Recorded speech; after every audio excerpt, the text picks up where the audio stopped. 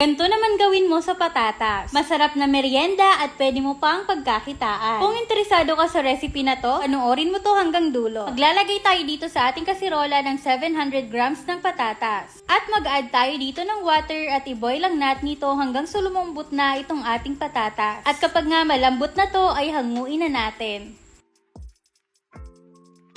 Ngayon naman mare ay i-mash lang natin ito. Naku mare, kung meron ka naman natirang patatas sa ref, ganito na lang ang gawin natin. At kapag nadurog na natin to mga mare, ay ilipat na natin siya dito sa mas malaking bowl.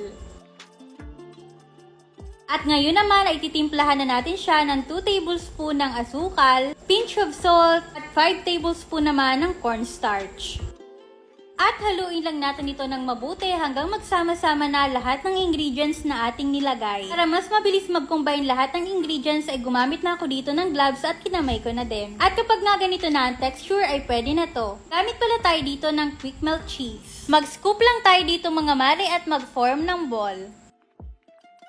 At ngayon naman ay i-flatten lang natin ito at ilagay na natin ang ating cheese. At i-form lang ulit natin ito ng bilog. At ganun lang kadali mga mare. Gawin lang natin ito sa mga natitira pa.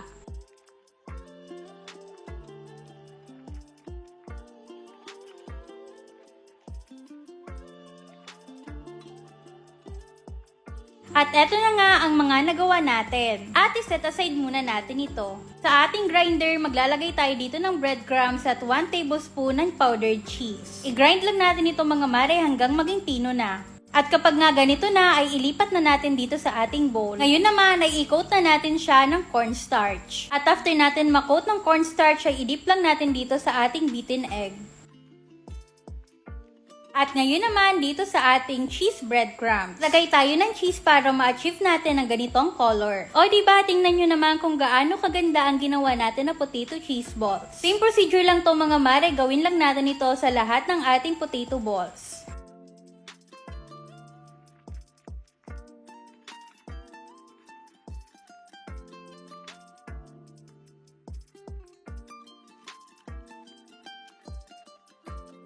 At ngayon naman ay iprito na natin ito. Ganito naman nga ang gawin natin sa patatas mare para maiba naman. Tiyak na masasarapan ang buong pamilya. At syempre, pwede mo rin tong pagkakitaan kahit nasa bahay ka lang.